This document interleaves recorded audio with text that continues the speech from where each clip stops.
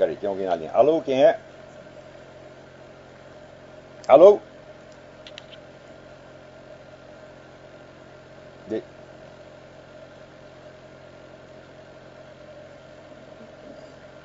Alô, não estou ouvindo nada. Fale mais alto. Todos os volumes estão aqui no máximo. Alô? Fale mais alto. Alô, André. Ah, tudo bem, estou ouvindo agora. André, tudo bem? Não, olha só. Eu andei conversando com uns companheiros meus, inclusive de Cuba, de Foro de São Paulo. Eu gostaria de saber o que é a denúncia, a acusação contra o Foro, que eu não consigo entender o porquê não pode haver uma associação latino-americana para unir as Américas no futuro dos próprios latino-americanos.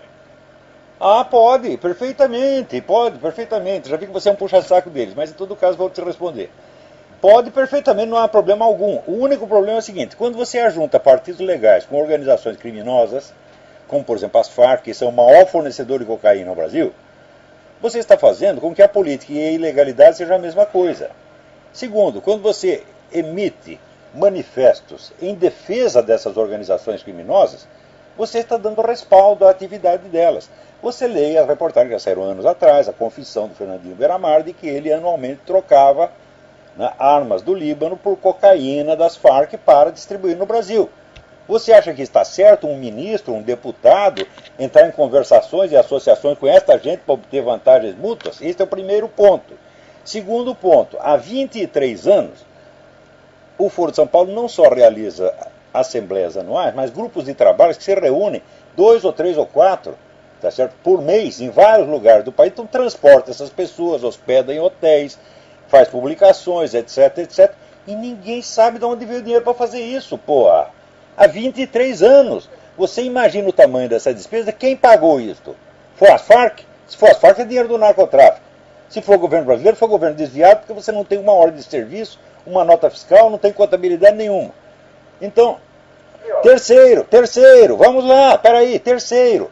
Você lê o discurso que o Lula fez no 15º aniversário do Foro, e ele diz o seguinte: fomos nós que colocamos o Hugo Chávez no poder. Então, ou seja, essa entidade, ela está interferindo, o governo de um país está interferindo diretamente na política do outro, ainda tem a cara de pau de confessar, só que ele só confessa entre amigos. Então, tem isso e muito mais coisa. O Brasil não pode. Como é?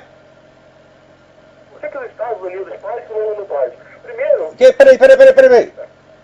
Estados Unidos pode o quê? Felipe de Jesus Pérez Cruz, que é um sociólogo cubano, que é meu amigo, que está no livro do Fernando Moraes, documentando tudo. Cara, se mantém. Do que você está falando? Né? Olha, vocês comunistas, vocês são tão cara de pau que vocês dizem o seguinte: o livre comércio é a praga da humanidade. 2 minutos depois dizem: o que está acabando com Cuba é o embargo econômico. Vocês não têm vergonha na cara? Você tem que escolher uma coisa ou outra, porra. Afinal de contas, o imperialismo prejudicava Cuba quando ele estava lá e comerciava com Cuba, ou prejudica agora que parou de comerciar? Outra coisa, o embargo impede que americanos ganhem dinheiro em Cuba, mas não impede que enviem dinheiro a Cuba. E todo ano saem centenas de milhões de dólares, tá certo, de exilados cubanos que mandam para os seus parentes que ficaram lá e que o governo pega uma parte. Então isso tudo é uma farsa. Mas se não há liberdade em Cuba, é graças aos Estados Unidos. Porque se eles abrirem um pouco, vocês veem que elas estão. Oh, quer dizer que se abrir o comércio, volta a ter liberdade em Cuba. Mas já estava livre o comércio no tempo do Batista. Mas que palhaçada é esta, meu filho? Ah, porra. É graças aos Estados Unidos, não há liberdade em Cuba. Porque se abrir um pouquinho, vocês veem que elas estão. Se abrir um pouquinho, o que acontece? Eu vou repetir para você não está entendendo. Quer dizer que se abrir o comércio com Cuba, né, acaba a ditadura.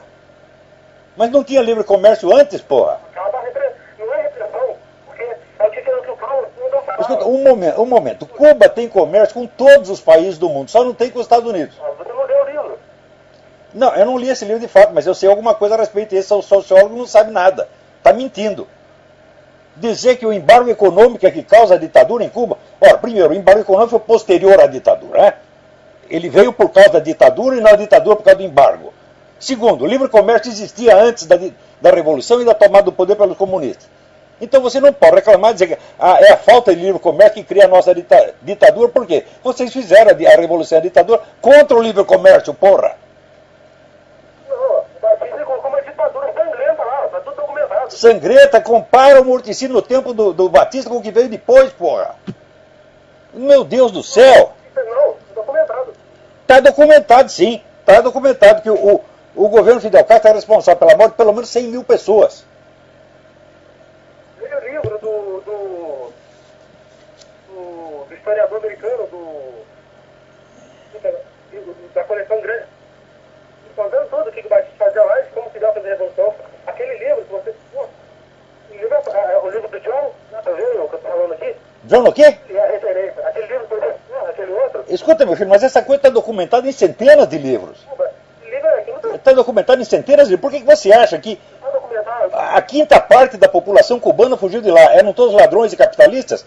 Se tivesse tanto capitalista em Cuba, como seria o país mais rico da América Latina? E tudo após a revolução. O mandado pelo Fidel Castro. Como é? Peraí, eu não entendi. Eu vou dar tempo para você repetir. Repita.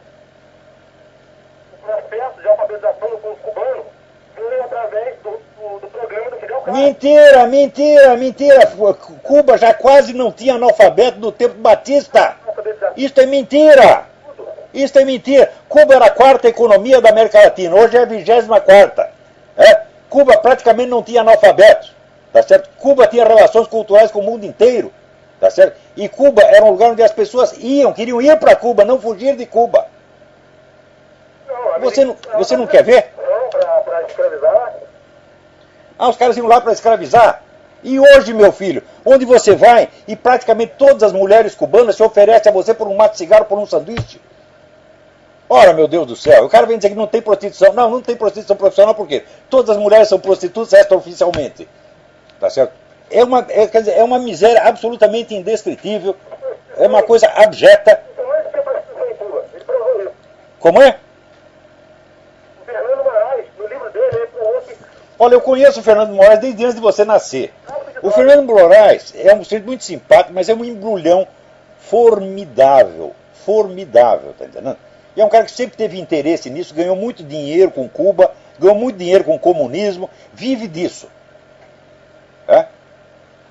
Então, o Fernando Moraes, a credibilidade dele é zero. Ele pega aquele livro de uma Olga, mostra como se fosse uma militante coitadinha, quando na verdade era uma agente do Serviço Secreto Militar Soviético e ele oculta isso aí. E tem muitas outras mentiras. O Serviço Secreto era da ditadura brasileira, que você fala que não tinha nada similar ao típico, mas tinha, sim, e a censura toda. Meu filho, você vai me ensinar alguma coisa a respeito de censura? Eu trabalhava nessa época no Jornal da Tarde, que é o jornal mais censurado. Mais censurado. Você não sabe merda nenhuma a esse respeito. Então, em primeiro lugar, o censor nem mesmo era permitido que entrasse na redação. Ele ficava numa mesinha na portaria. Ele, de vez em quando, cortava uma notícia que era liberada 1 ou 2 semanas depois. Isso era o máximo de censura que tinha. Só havia censura com relação a notícias relativas à guerrilha, que era para não atrapalhar a investigação. Opiniões jamais foram censuradas. Eu estava lá, eu vi. E se você quer saber, não quer dizer que fosse uma delícia, porque eu vivia com o cu na mão ali de que quando se fechava a página para mandar para a oficina, a gente ia para casa pensando, porra, amanhã vão apreender a edição porque eu deixei passar alguma coisa que não era para deixar. Era essa angústia todo dia. Mas não tem comparação com o que é Cuba, meu filho.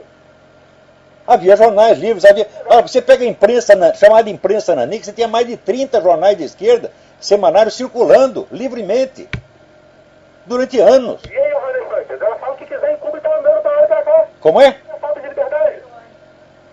Dionísio Sanches é perseguida pra caralho, você mesmo perseguiram, rapaz, você foi um dos que foi lá jogar tomate nela. E outra coisa, a Dionísio Sanches, ela não é exatamente oposição. Ela é uma pessoa que tem uma posição privilegiada, ela é oposição consentida, mas está cheio de gente na cadeia. Está cheio de gente na cadeia. Leia o blog Nota Latina e você vai ver os nomes de todos eles. E chega, vai. Ele me encheu o saco. Você é um moleque besta comunista, porra. Não ouve, não lê nada. Ele vem me citar como fonte. O Fernando Moraes, puta que pariu, o Fernando Moraes não é um historiador, o Fernando Moraes é um propagandista do comunismo, porra. É um homem que vive disso há muitos anos. Né? É um sujeito muito simpático, muito agradável, mas que é um embrulhão, porra. Ele sabe que eu penso isso dele.